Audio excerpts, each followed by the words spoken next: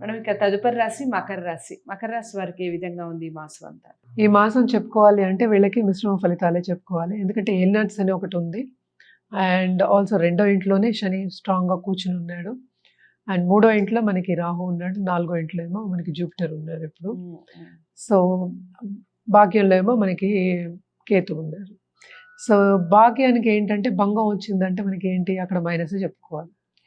అంటే వస్తుంది, డబ్బు వస్తుంది, డబ్బు రాదు అని కాదు, సడన్గా వస్తుంది.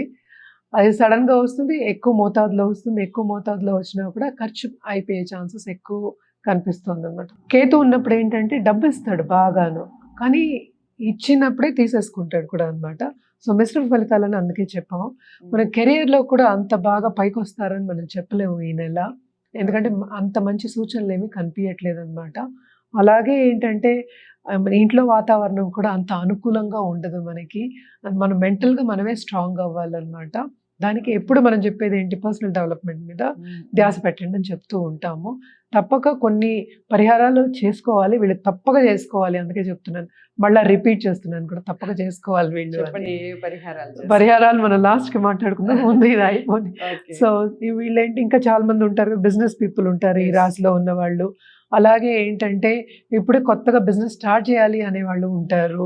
అలాగే మహిళలు ఉంటారు, మహిళలు కూడా మన ఇంట్లోంచి స్టార్ట్ చేద్దాము అని ఉంటారు. అన్ని రంగాల్లో ఉన్న వాళ్ళు ఉంటారు. పాలిటీషియన్స్కి మాత్రం ఈ రాశిలో ఉన్న వాళ్ళకి కూడా బాగుంటుందని చెప్పుకోవాలి. ఎందుకంటే శ్రమపడే ఒక యోగం ఎలాగో ఉన్నప్పుడు శ్రమ పడితేనే ఫలితం దక్కుతుంది. అలాగే ఏంటంటే మన చుట్టుపక్కల ఉన్న వాళ్ళు కూడా మనకి ఎక్కువ సహకరించినప్పుడు ఏమవుతుంది, మనం ఏంటంటే ఎదురుపడి అంటే ఏంటి పోరాడి మనం గెలుద్దాం అనే ఒక ధ్యాస వస్తుంది. సో అవన్నీ స్టార్ట్ అవుతాయి ఏప్రిల్ నెలలో తప్పక. అండ్ ఆల్సో ఏంటంటే మనకి రాబడి అనేది వచ్చినా కూడా మనకి ఖర్చు అనేది అంత ఉంటుంది అన్నాను కదా. సో దేంట్లో ఖర్చు పెడతాం మనం, కుటుంబానికి ఎక్కువ ఖర్చు అవుతుంది, రోజువారీ ఖర్చులు అధికమైపోతాయి. మనం వచ్చింది కదా రాబడి అనుకున్నప్పుడు నెక్స్ట్ మినిట్లో ఏదో ఒకటి ఖర్చు అవుతూ ఉంటుంది, చేతిలో డబ్బు నిలవదు, అది ఫస్ట్ అనమాట. అండ్ ఆల్సో స్టూడెంట్స్కి బాగానే ఉంటుంది అని చెప్పుకోవాలి.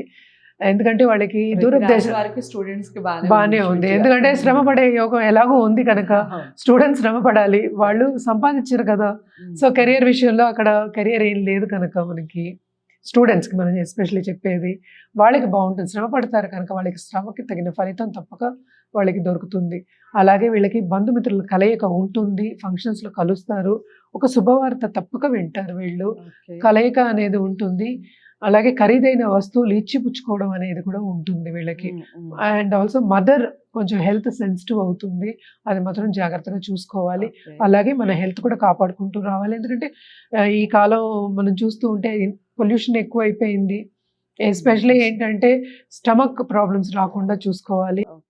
వీళ్ళు తప్పక ఏంటంటే ఫుడ్ మీద ధ్యాస పెట్టాలి. అంటే ఏంటి, మన ఆహారం మీద కొంచెం ధ్యాస పెట్టి పద్ధతిగా డయట్ ఫాలో అవ్వడం అనేది. డయట్ అంటే ఏంటి, ఎవరో ఇచ్చిన డయట్ కాదు మనం మాట్లాడుకునేది, వాళ్ళు రోజు తినే దాంట్లోనే కొంచెం జాగ్రత్తగా ఆహారం అంటే ఇంట్లో చేసుకుని ఫ్రెష్గా తినే ఆహారం, బయట ఎక్కువ తినకుండా చేసుకోవడం అనేది మంచిదన్నమాట. అప్పుడు కొంచెం హెల్త్ అనేది కుదుట పడుతుంది. అలాగే ఖర్చు మనం మాట్లాడుకున్నాం కనుక, ఖర్చు ఎక్కడ ఎక్కువ అవుతుంది, మన పెద్దవాళ్ళ హెల్త్ విషయంలో కానీ. అసలు ఖర్చు అంటే ఏంటంటే నీళ్ళగా ఖర్చు అయ్యే ఛాన్సెస్ ఎక్కువ కనిపిస్తున్నాయి కనుక తప్పక ఏంటి మన పర్సనల్ డెవలప్మెంట్ మీద, అలాగే ఫైనాన్షియల్ ప్లానింగ్ మీద మనం తప్పక ధ్యాస పెట్టడం అనేది వెరీ వెరీ ఇంపార్టెంట్.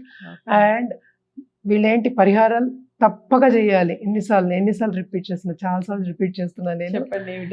అదేంటంటే శనికి పరిహారం చేయాలి, వెరీ ఇంపార్టెంట్. శని దానం ఇవ్వడం అనేది వెరీ వెరీ ఇంపార్టెంట్. శనివారం 4 శనివారాలు తప్పక ఇవ్వాలి. అంటే ఏంటంటే ఒక శనివారం కూడా మానకుండా తప్పక ఇవ్వండి, ఎందుకంటే ఇది లాంగ్ టర్మ్లో ఈ పరిహారాలన్నీ పనిచేస్తాయి, పాజిటివ్గా కూడా మారుతుంది అనమాట. సో మోస్ట్ ఇంపార్టెంట్ ఏంటంటే శనికి తైల దీపం పెట్టుకోవడం, అలాగే వృద్ధులకు కానీ లేకపోతే మన బ్రాహ్మిన్స్ కానీ నల్ల నువ్వులు, నల్ల గొడుగు, నల్ల మేకు ఇవ్వడం అనేది మంచిది.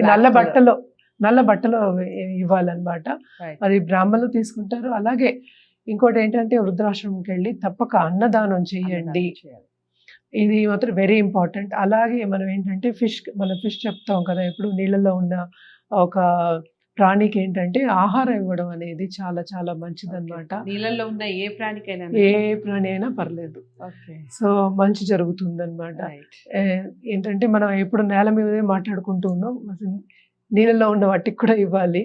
అలాగే మనం ఏంటంటే ఈ కాలంలో ఒక గోవుకి ఎవ్రీ సాటర్డే వెళ్ళి ఏదైనా ఆహారం పెట్టడం కూడా చాలా చాలా మంచిదన్నమాట. ఈ పరిహారాలు పాటిస్తే కనుక కొంతవరకు ఊరట అనేది కలుగుతుంది. కలర్స్ విషయానికి వస్తే మేడం ఒకసారి చెప్తారు, చెప్పండి మేడం.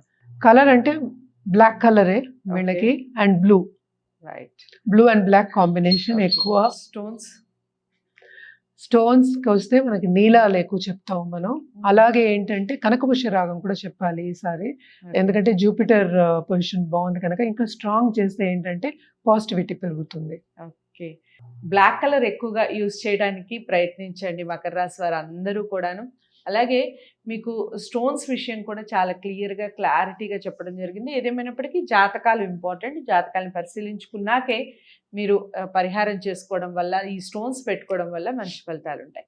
తప్పకుండా మకర రాశి వారు అందరికీ చేరవేసే ప్రయత్నం చేయండి. లైక్ చేసి ఛానల్ని సబ్స్క్రైబ్ చేసుకోవడం మర్చిపోవద్దు. మరో రాశితో మళ్ళీ కలుస్తాను. నమస్తే.